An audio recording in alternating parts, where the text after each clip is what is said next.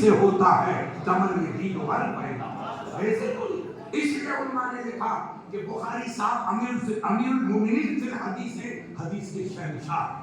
ان کے استاد موجود، آج بھی موجود، علامہ حمیدی استاد، اسحاق بن راہویہ استاد، سینکڑوں ان کے استاد ہیں، 1600 ان کے استاد.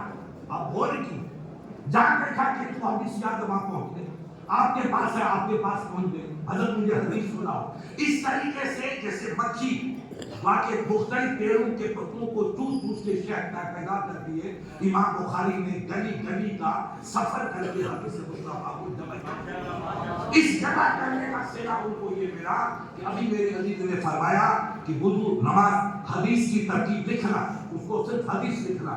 پہلے غسل فرماتے، 2 رکعتیں نماز نفل پڑھتے، پھر کعبے کا رخ کرتے، پھر حدیث مصطفیٰ کو لکھتے.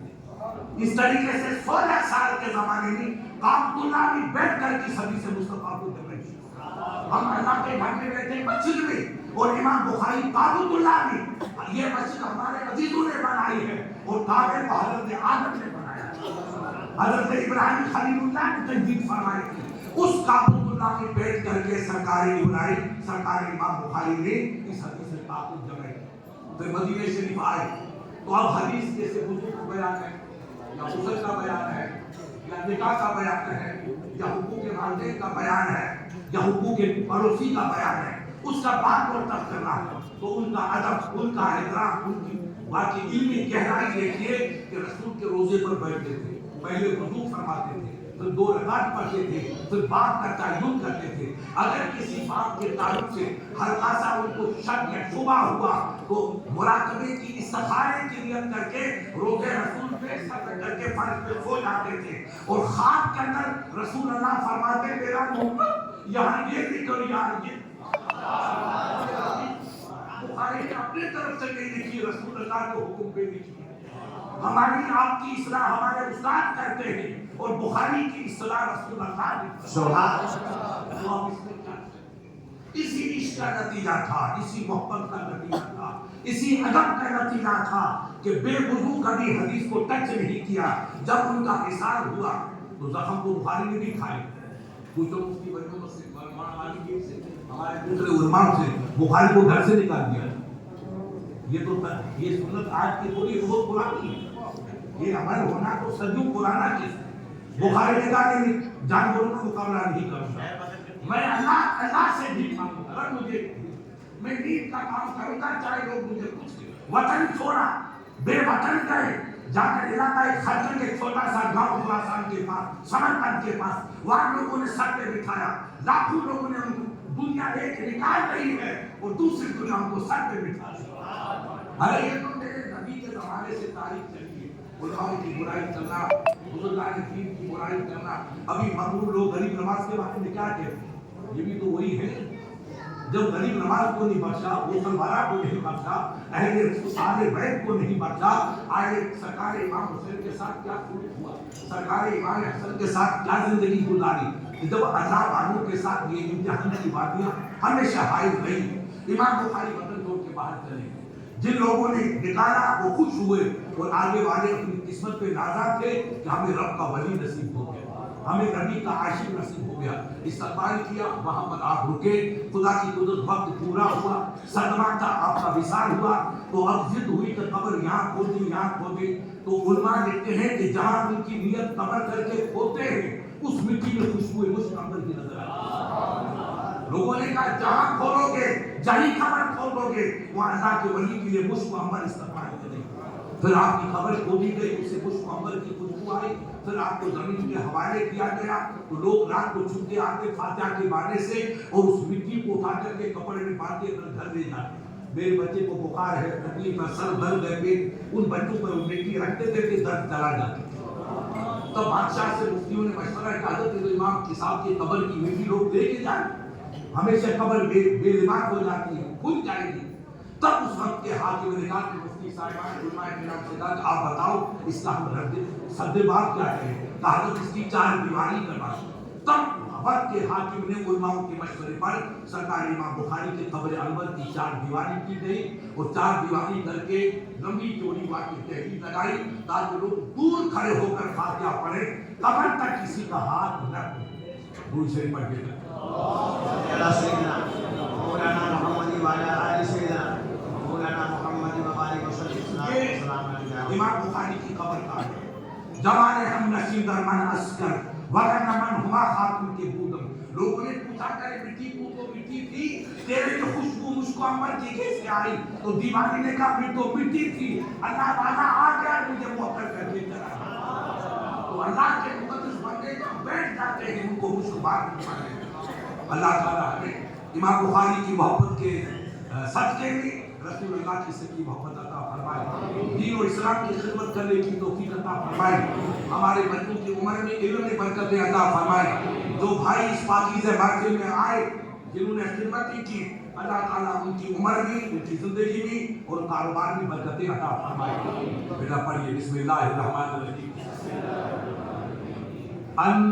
حدثنا احمد بن اشعث قال حدثنا محمد بن فضيل عن عمارة بن عطاء عن أبي زرعة عن أبي هريرة رضي الله تعالى عنه قال قال النبي صلى الله عليه وسلم كلمتان حبيبتان إلى الرحمن خفيفتان على اللسان ثقيلتان في الميزان سبحان الله وبحمده سبحان الله العظيم. دیکھیے امام بخاری علیہ الرحمہ جب استادوں کے پاس تشریف لے جاتے ہیں, علامہ حمیدی علیہ الرحمہ اور سرکاری صاحب بن راہویہ آپ کے بہت بڑے استاد, تو کبھی اکیلے ہوتے کبھی ان کے ساتھی ساتھ ہوتے. اگر امام صاحب اکیلے ہوتے جب تو فرماتے حدثنی, اور اپنے احباب کے ساتھ ہوتے ہیں تو فرماتے حدثنا. پھر یہ حضرت احمد بن اشعث امام بخاری کے استاد, ان کے استاد سرکار محمد بن فضیل ان کا دادا استاد, ان کے استاد عمارہ بن قعقاع ان کے پردادا استاد, اور سرکار عمارہ کے ابو زرع استاد, ابو زرع کے استاد سرکار ابو ہریرہ. یہ صحابی رسول ہے. ابو ہریرہ رضی اللہ تعالیٰ عنہ نے میرے نبی کی بارگاہ عرض کی, سرکار میں آپ کی لبریز حکمتوں سے کلمات سنتا ہوں, کچھ یاد رہتا ہے کچھ یاد نہیں رہتا. یہ اسی بخاری میں. تو میرے آقا نے میرے فرمایا کہ ابو ہریرہ تو تیری چادر کو بچھا دے, یہ وہ عشق نبی اور عظمت رسول, یہ بخاری کی حدیث ہے. ابو ہریرہ فرماتے میں نے چادر بچھا دی, وہ نبی پاک نے مجھے پڑھا اور پڑھ کر کے اس چادر کو مدم فرماتے ہیں. ابو ہریرہ اٹھا اور اپنے سینے سے ملا, تو وہ چادر میں نے اٹھائی اور سینے سے ملا دی.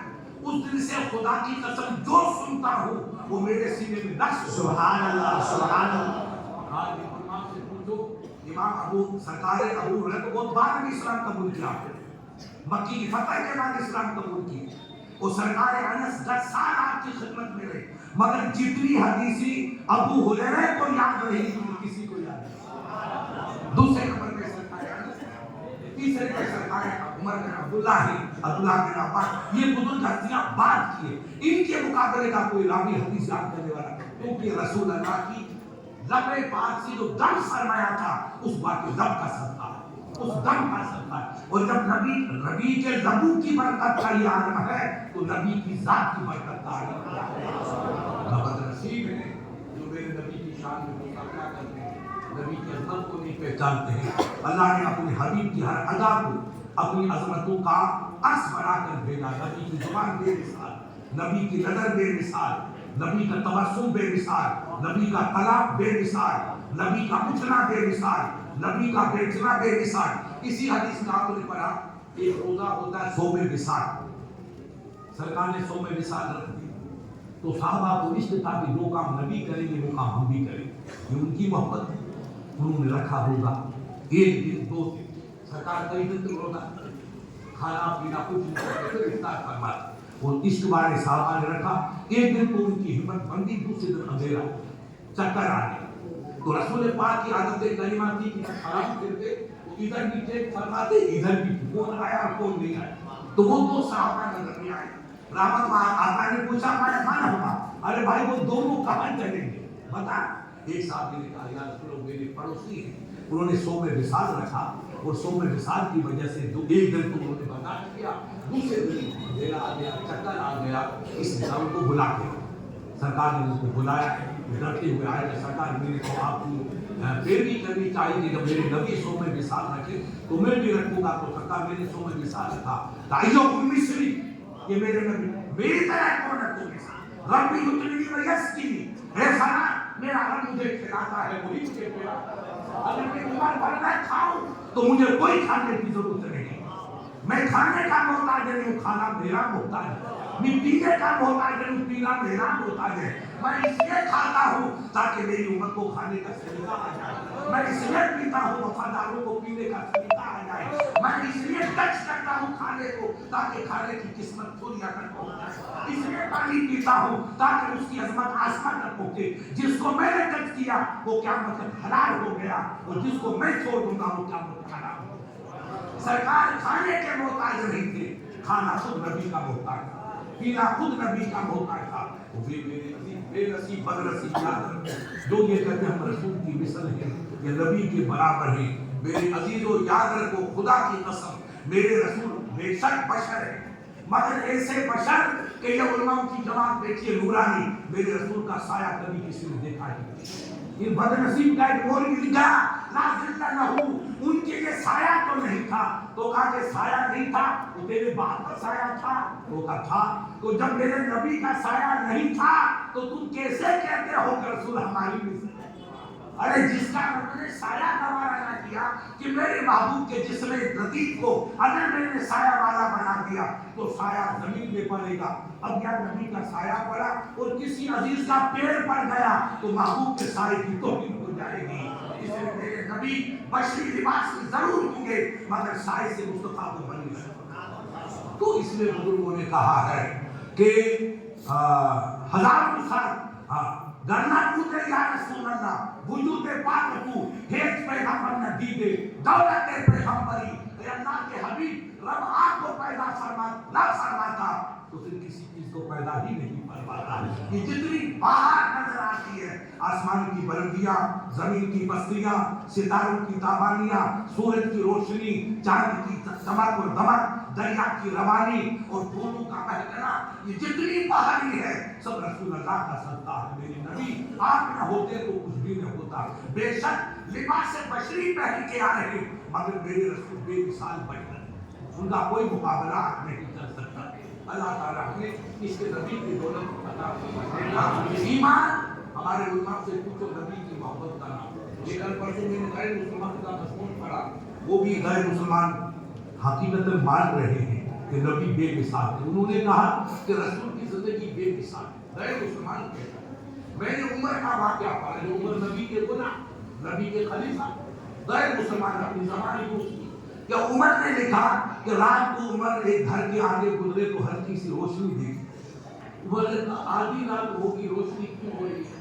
آپ نے دستک کی، ایک بندی آئی کپڑا لپیٹ کے، کہا بیٹی عمر کی زبان سے نکلا بیٹی آدھی رات کو کھانا بن رہا ہے، تو کہا آپ میرے زخم پہ نمک نہیں چھڑکی، آپ سو جاؤ کہ آپ سے اٹھ جاؤ، میں مصیبت کی ماری ہوں مجھے اپنی زندگی سفر کر دے، کہا نہیں بیٹی میں نے تم کو بیٹی کہا ہے، آپ مجھے بتائیے اب تک کھانا کیوں نہیں بنا، یہ معصوم بچے کیوں بے بلا رہے، تو اس عورت نے اپنی کہانی ادب سے بتائی کہ میرا شوہر شہید ہو گیا، میرے بچے یتیم ہیں، میرا کوئی وارث نہیں ہے، گھر میں جو اثاثہ تھا وہ میں نے ختم کر دیا، اب میں نے خالی بیٹی چلا رکھی ہے تاکہ بچوں کو بھی تسلیم ہو، میرے گھر میں کھانے کا کوئی سامان نہیں، بس سرکار عمر نے سنا تھا کہ بیٹی رکو میں آتا ہوں، وہ سمجھی کہ میں روز جب کوئی مسافر ہوگا سرکار عمر بیت المال میں گئے، بوری کو لیا، گھی وغیرہ سامان دیا، اپنے خادم سے کہا بیٹا چلو، کچھ اس نے اٹھایا، بوری آپ نے اٹھائی، مسلمانوں یہ حضرت عمر کا کردار ہے، اب عمر فاروق کی عمر ضعیف تھی،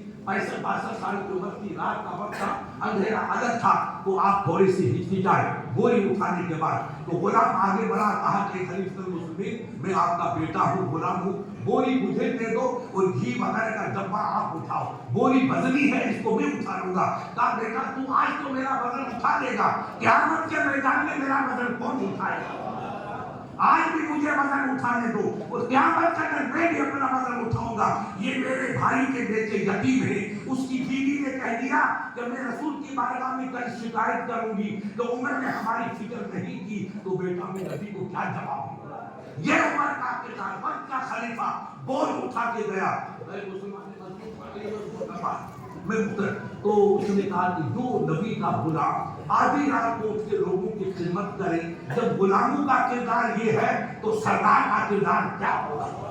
دنیا کہتی اسلام کی خوبیاں بیان کرو، وہ غیر مسلمان کہتا ہے اگر مسلمان عمر کی زندگی دنیا کے سامنے پیش کر دے تو پوری دنیا عمر کا کوئی ثانی داری نہیں سکتی، اور یقین سے کہہ پانے گی کہ سچا مذہب دنیا میں کوئی ہے تو فقط اسلامی سچا مذہب ہے۔ ایسا حاکم کہ جس کا دبدبہ آدھی دنیا پہ غالب ہو، اور وہ بوریاں اٹھا کے بیواؤں کی مدد کر رہا ہے، یتیموں کی مدد کر رہا ہے، یہ کردار فقط اسلامی ملے گا اور کہیں نہیں ملے گا۔ تو یہ سرکار ابو ہریرہ جنہوں نے نبی کی دعا کے صدقے میں یہ فیض پایا کہ سید الحدیثوں کے حافظ بن گئے، یہ بیان فرماتے ہیں کہ اللہ کے نبی نے فرمایا کہ دو کلمے اللہ کو محبوب ہیں، کلمتان حبیبتان، حبیب اسم فاعل ہے مگر معنی اس کی مفعول محبوبتان، دو کلمے، یہ صرف ایک ترغیب ہے، میرے کو اللہ کا پورا کلام بے مثال ہے، مگر نبی نے ایک ذہن سازی کی تاکہ میرا امتی اللہ کی جانب مائل ہو جائے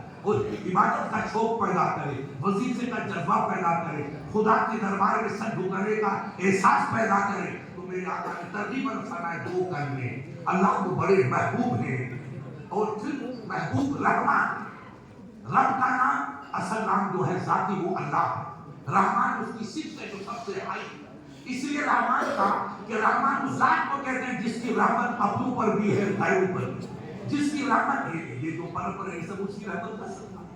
میرے رب کی ذات رحمان کو ہے، وہ رب العالمین ہے، رب المسلمین کو نہیں، وہ ان کو بھی دے گا ان کو بھی دے گا۔ اب آپ اگر تکلیف اٹھائیں گے تو قیامت میں آپ کو اس کا اجر ملے، اور وہ جو کفر کی وادی میں ڈوبیں گے ان کا پھل ان کو سزا وہاں ملے گی، مگر دنیا میں میرا رب سب کو دے گا، کسی کو محروم نہیں رکھے گا، کیونکہ وہ رب العالمین ہے، اور رحمان اور رحیم ہے۔ رحیم وہ جس کی رحمت کا ایک دائرہ محدود ہوتا ہے، رحمان وہ جس کی رحمت کا کوئی دائرہ محدود ہے، سب کو دے گا، دنیا میں اپنوں کو بھی اور بیگانوں کو بھی۔ اور رحیم وہ ذات جو قیامت کے میدان میں وفاداروں کو عطا کرے، وہ رحیم ہے، یہ رحمان۔ دو کلمے ہیں جو رحمان کو بڑے محبوب ہیں اور زبان پہ بہت آسان ہے مگر میزان عدل میں بڑے بھاری ہیں۔ گناہوں کا کتنا بھی بوجھ ہو، یہ کلمے جب فرشتہ رکھیں گے تو سب بوجھ ہلکا ہو جائے گا اور کلمتان پاک بڑے بھاری ہو جائے گا۔ پھر سرکار نے فرمایا کہ جانتے ہو کلمے کیا ہے؟ اب آپ سب پڑھیے، سبحان اللہ و بحمدہ، سبحان اللہ العظیم، سبحان اللہ و بحمدہ، سبحان اللہ العظیم، سبحان اللہ و بحمدہ، سبحان اللہ العظیم۔ یہ حدیث آپ لوگوں نے پیچھے پڑھی ہوگی 25 سے 26 پارے میں، اس میں آیا کہ جو اس تسبیح کو آپ بھائی یاد کریں، سبحان اللہ و بحمدہ، سبحان اللہ العظیم، اس میں میرے رب کی عظمت کا ذکر ہے اور اس کے حمد کا۔ سبحان کہتے وہ ذات جو ہر نفس سے پاک، ہر عیب سے پاک، ہر کمی سے پاک ہو، اس کی ذات اتنی صاف و شفاف، اتنی باتیں بے داغ ہے کہ اس میں کسی قسم کا داغ کا تصور ہی نہیں ہے، وہ ذات سبحان ہے، اور اسی ذات کے لیے تعریف لائق ہے، ہم تعریف کے لائق نہیں، رب تعریف کے لائق ہے، جس نے آسمان کو بغیر ستون کے کھڑا کر دیا، زمین کا فرش بٹھا دیا، ستاروں کے چراغ جلا دیے، دریا کے چشمے کے پانی بہا دیے، یہ سب نعمت ہی رب کی ہے، یہ بندے کے لیے۔ قرآن کہتا ہے سب چیز پیدا کی میں نے بندے کے لیے، اور بندے کو تم نے کس لیے پیدا کیا؟ تو کلام ربانی فرماتا وما خلقت الجن والانس الا لیعبدون، میں نے انسان کو اور جن کو اپنی عبادت کے لیے پیدا کیا۔ جیسے مسلمانوں میں کئی نیک بندے ہیں، نمازی ہیں، پرہیزگار ہیں، اللہ کے ولی ہیں، اسی طریقے سے بیٹا جنات کا نبی اللہ کی مخلوق جیسی ہے، اس میں تناسل وغیرہ سب باقی ہے، اور ان میں کئی نیک ہیں، کئی ولی ہیں، کئی شیطان ہیں، جو کسی کو اثر ہوتا ہے کہ صاحب اس کو جن لگ گیا، فلاں لگ گیا، وہ جن شیطان ہے جو انسان کو تکلیف دیتا ہے، باقی جن نیک ہیں۔ اس مسجد کا قصہ ہے، ایک بزرگ تھے اپنے سید صاحب کے رشتے دار، پیر صاحب، وہ یہاں امام تھے مولانا، تو لوگوں نے دیکھا پوری جماعت ان کے پاس کوئی حدیث پڑھنی ہے، صبح پوچھا کہ سید صاحب رات پڑھیے کون آئے تھے؟ ابھی تو کہاں تھا؟ ابھی وضو کر کے آیا، میری بڑی جماعت بیٹھی ہے، میں تو ڈر گیا، اسے برا نہیں کہتے، میں نے دیکھ لی، میں واپس چلا گا، آئندے سے رات کو مت آنا میرے پاس، وہ جنات کی جماعت، جنات، اس لیے تو زندہ کی جنوں والی بچوں کی یا جن پڑھنے آتے ہیں، ایسے ہمارے امام ہیں، اللہ کے ولی کہ جن کے پاس جنات عادل تعلیم حاصل ہے۔ اس لیے بیٹا جیسے مسلمانوں میں نیک بد سب ہے، جنات کے اندر بھی اچھے برے سب ہے۔ اس لیے اللہ نے فرمایا کہ میں نے انسان کو جن کو اپنی عبادت کے لیے پیدا کیا۔ حدیث پاک ہے کہ جو بندہ اس تسبیح کو 101 مرتبہ باوجود روزے تابع کر کے عشاء کے بعد پڑھ لے، کس کے بعد پڑھ لے؟ عشاء کے بعد پڑھ لے، تو اگر اس کے گناہ پانی کے جھاگ کے برابر ہو، سمندر کے جھاگ کے برابر ہوں گے، تو اللہ اس تسبیح کی برکت سے ان کے گناہوں کو معاف۔ سبحان اللہ، سبحان اللہ، سبحان اللہ۔ کوئی حد نہیں، رسول اللہ کی رحمت کی وسعت میں کوئی حد نہیں۔ چاروں طرف سے جنت کے دروازے کھول رکھے ہیں۔ ابھی ہمارے بھائیوں کی ذمہ داری ہے کہ ہم جنت کے راستے کو اپناتے ہیں یا ان کے راستے کو اپناتے ہیں۔ اللہ تعالی ہمیں اسلامی تعلیمات پر عمل کرنے کی توفیق عطا فرمائے، حدیث پاک پر عمل کرنے کی توفیق عطا فرمائے۔ جیسے میرے شیوخ نے مجھے حدیث پڑھنے کی پڑھانے کی اجازت دی، میں آپ تمام عزیزوں کو حدیث پڑھنے اور پڑھانے کی اجازت دیتا ہوں۔ بزرگوں کا فیصلہ ہے کہ حدیث پاک بخاری شریف کی اختتام پر جو دعا، اگر کوئی بیماری آئے تو بخاری شریف ختم کرو، طاعون جیسی بیماری آئے تو بخاری شریف کا ورد کرو، اگر جانوروں میں کوئی بیماری پڑے تو بخاری شریف کا ورد کرو، اگر کہیں گاؤں میں آگ لگ جائے تو بخاری شریف کا ورد کرو، کوئی دشمن کا زبردست خطرہ ہو تو بھی بخاری شریف کا ورد کرو۔ بخاری شریف ختم کر کے جو دعا کی جاتی ہے، رب کریم اپنے حبیب کے صدقے اس دعا کو قبول فرمائے۔ تو آپ کے ہمارے اس وقت جو حالات نرم گرم چلتے ہیں، کہیں آندیاں ہیں، کہیں زلزلے ہیں، کہیں جھٹکے ہیں، اور کہیں طوفان کی زد میں لوگ گھرے ہوئے، وہاں سے لے کر کے ادھر تک ان کا کوئی ہمارے پاس راستہ نہیں۔ رسول اللہ نے صدیوں پہلے ہمیں تعلیم دی قرآن کی شکل میں، ان اللہ مع الصابرین، اے میرے غلاموں تم جتنا صبر کرو گے رب کی رحمت اتنی تمہارے قریب رہے گی، تمہاری قسمت کا ستارہ بن کے مسکرائے گی۔ ان حالات میں جن حالات کی تجربوں کے باوجود ہم اس زندگی کا سفر گزار رہے ہیں، آپ کی ہماری اجتماعی تمام بھائیوں سے میری درخواست ہے کہ ہم اپنے بچوں کو سمجھائیں، اپنے جوانوں کو سمجھائیں کہ بیٹا اب یہ طوفان اٹھا ہے، نہ کوئی مسجد محفوظ ہے نہ کوئی دوسرا محفوظ ہے۔ اس کنڈیشن میں انتشار یا اشتعال گوارا کرنا پیش کرنا مناسب نہیں۔ جتنا آپ صبر کریں گے اللہ آپ کی حفاظت فرمائے گا۔ اپنی زبان پہ کنٹرول ہو، اپنے کردار کو اچھا بنائیں۔ ہمارے علاقے میں غیر مسلمان گزرے تو یہ سب مزاج لے کے جائے گے، آج اس محلے میں گیا تھا کتنے اچھے مسلمان تھے، اس نے میری گاڑی کو ادھر کر دیا، مجھے راستہ دے دیا، کاشیرسی ادھر آؤ، کیونکہ آپ جو مسلمان ہیں یہ میرے رسول کے سفیر ہو، اسلام کے سفیر ہو۔ ہمارا آپ کا کردار اچھا ہوگا تو غیروں کی نظر میں آپ اچھے نہیں ہوں گے، آپ کا اسلام اچھا ہے، آپ کے نبی کی تعلیم اچھی کہلائے، آپ کا پاکیزہ مذہب مہذب اچھا کہلائے گا۔ اس لیے رسول اللہ نے سے پوچھا سرکار من خیر الناس، اللہ کا سوال ایک مدبر صاحب ہے، سرکار آپ کی امت میں سب سے اعلیٰ کون انسان ہے؟ تو لوگ سمجھیں گے سب جو تہجد کی نماز پڑھے یا جو بیت اللہ کا طواف کرے یا جو حدیث مصطفیٰ کا درس دے یا ماں باپ کا قدم چومے، یہ تصور ایسا نہیں پڑے فکر نہ۔ مگر میرے نبی نے دوسرا جواب دیا، خیر الناس من ینفع الناس، رحمت والے نبی نے فرمایا میرا غلام سب سے اچھا انسان رب کی دربار میں وہ ہے جو اللہ کی مخلوق سے پیار کرتا ہے، اللہ کی مخلوق کی خدمت کرتا ہے، اللہ کے مخلوق پہ رحم کرتا ہے۔ من لا یرحم لا یرحم، جو بندوں پہ پیار نہیں کرتا وہ پیار کا حقدار بھی نہیں۔ ہم نفرتوں کی بیماری کو مٹانا سیکھیں، محبت کے چراغ جلانا سیکھیں۔ جب تک محبت کی زندگی نہیں اپنائیں گے اپنے مشن میں ہم کبھی منزل مقصود تک پہنچ نہیں پائیں گے۔ میرے نبی کا پوچھو علماء کرام سے، ایک قاتل آیا، تلوار لٹک رہی تھی،